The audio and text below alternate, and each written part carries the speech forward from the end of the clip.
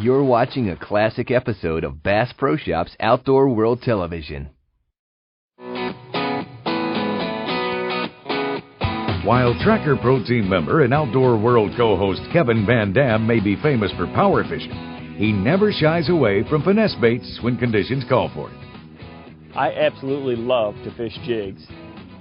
I've learned on the tournament trail over the last few years that jigs are a lot more versatile than I used to think. Everybody loves to pitch and flip a jig. It's real compact. You can skip it real well underneath docks and get it into brush and bushes. It's real weedless. And it's got a profile that attracts big bass, without a doubt. But in the last few years, I've learned that there's so many more ways you can fish a jig. And a lot of situations where I would normally choose a different lure, I'm learning that a jig can not only be a better lure, but it catches me the quality of fish that I need to win tournaments. Given Kevin's high-test personality, he just can't stand to leave well enough alone. Maybe that's why he's one of the most successful tournament anglers of all time. Most fishermen drop their finesse baits into a likely spot, jig a few times, and reel like heck to get the bait back in the water. But Kevin's developed a technique that gives the classic jig and pig combo a fish-catching split personality. Oh, they'll bite it even in open water. And one of the things I've learned with that jig is that if you just match the conditions, the color of your jig and your retrieve, I can be real successful when I have a hard time getting them to hit bigger, flashier lures. The great thing about a jig is how subtle the presentation.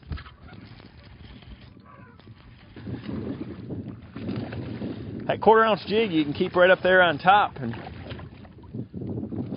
they'll just blast it like that. Where if I would have thrown a spinnerbait up there in that clear water, it's this deep, I think he would have ran from it. So the jig is just so subtle, and that's what they're up there to do. There's a lot of little bluegills and brim up there near the bank, and that's what that jig is imitating.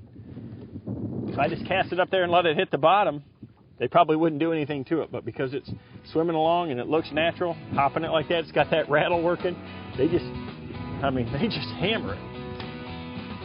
It's kind of subtle, but yet you can still throw it right into the thickest cover just like that and pull them out. And today is just one of those perfect days for swimming a jig. I've got real clear water here, and I've got some cloud cover. It's kind of going in and out of clouds, a little bit of wind, and nice fish. And I can fish it through these cover, the thick tree tops, the grass, and I don't get hung up. I don't get fouled up. And when I get it in the open, I can work it along pretty quick, and I get bites in the open, or I can let it fall and work it right into. Oh, that's a good one too. I just cast it out there, started it down, and start that short hopping, and he swallowed it. He's got it all the way down. Nice fish too. There's nothing better than having the big stick in your hand, throwing it out there across a big treetop like that, and getting one to come up there and inhale that jig. Boy, you just got it. I really like that bleeding bait jig too. It has a lot of flash to it.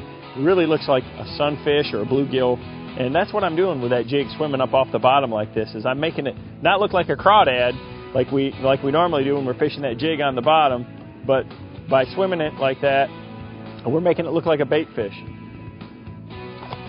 Bass love sunfish and bluegills, especially big bass.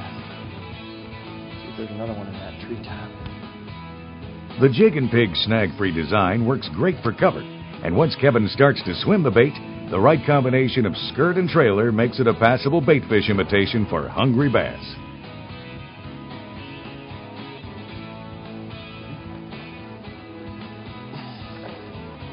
That's a good one there too. He was right up there against the bank too. The right tackle brings the whole package together. Perfect for that wind blowing. Kevin's gear today includes a 7-foot 4-inch Quantum PT Tour Edition Series rod, heavy action, a Quantum Accurist AC 500 PT reel, 25-pound test Bass Pro Shops XPS fluorocarbon line, and Strike King 1/4 ounce and 1/2 ounce bleeding bait Premier Pro jigs with Denny Brauer 3X trailers.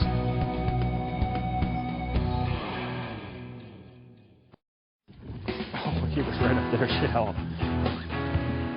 On this classic Highland reservoir pattern, Kevin cast a bass holding cover, treetops, laydowns, and grass. But once the jig and pig clears the jig zone, he turns a bottom bouncer into a swimming bait fish, doubling the odds with every cast, and in the right conditions, he hits the jackpot.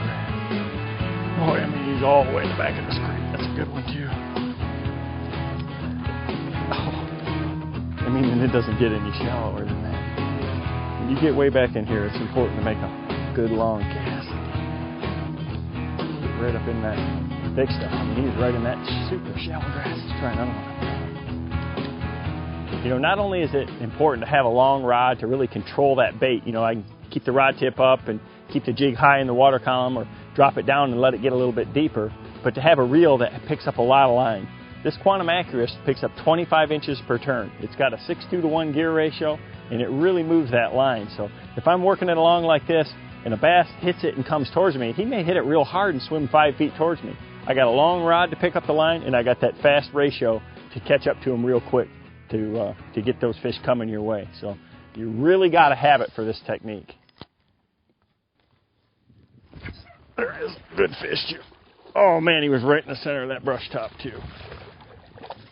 Oh yeah, nice one. I like to have my skirt a little bit shorter so that it really allows the trailer, or for the fish to see the action of the trailer a little more. If the water's dirtier, I like a bigger profile and a bulkier jig, so I'll leave the skirt a little bit longer. But the one thing that I definitely want to do is trim it so that the skirt is nice and even.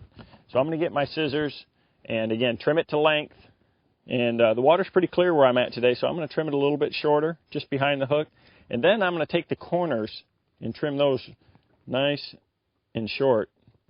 And that gives that jig, when the skirt's going through the water, that nice round profile, good side profile. Then the next thing I want to do is trim the weed guard itself.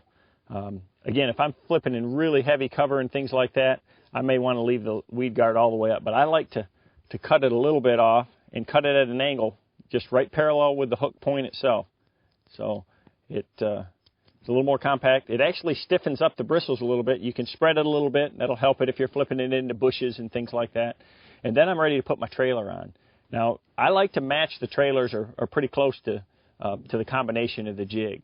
So, you know, with a black and blue jig like this, with the Bleeding Bait series, there's several colors that I could put on there that really match the jig. You know, you can put an electric blue on there, black blue flake. I like the flashier colors, the colors that have a lot of flake in them. On the brighter days, you get a good flash off them. On the darker day with clouds and things like that, this glimmer trailer, it's kind of got a bluish shimmer to it, is a real good look to it. It's going to look a lot like a shad in the water when it's coming through there. And I can actually put the trailer on a couple of different ways. Now, this jig has a really loud rattle to it, and on the rattle chamber, there's a little barb on there. And if I want the jig more compact, I'll poke it right through the head of it and thread it all the way on. And I like to just put a little drop of super glue right here on the head and thread it all the way up. And that way I've got a more compact jig. The trailer's not as long that way. It's imitating a smaller forage species. You know, this again could be a shad, could be a bluegill, depending on the water clarity and where you're fishing.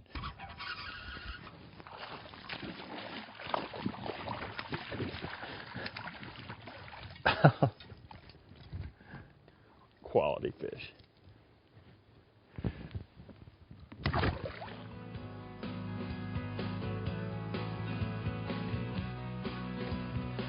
Tell you, it is so important to have good habitat if you want to have quality fish like that right there. I mean, timber and a lot of clubs and things like that now, a lot of Federation clubs, they're working with the fisheries biologists and that and putting a lot of man-made habitat into the lakes.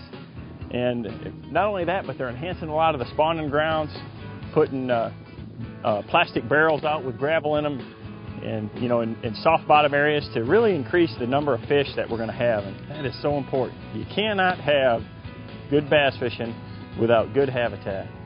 The next time you find yourself in lots of cover with clear water conditions, try Kevin VanDam's double trouble technique. You just might find that turning finesse baits into power baits on the same cast will keep you catching bass all the way to the boat.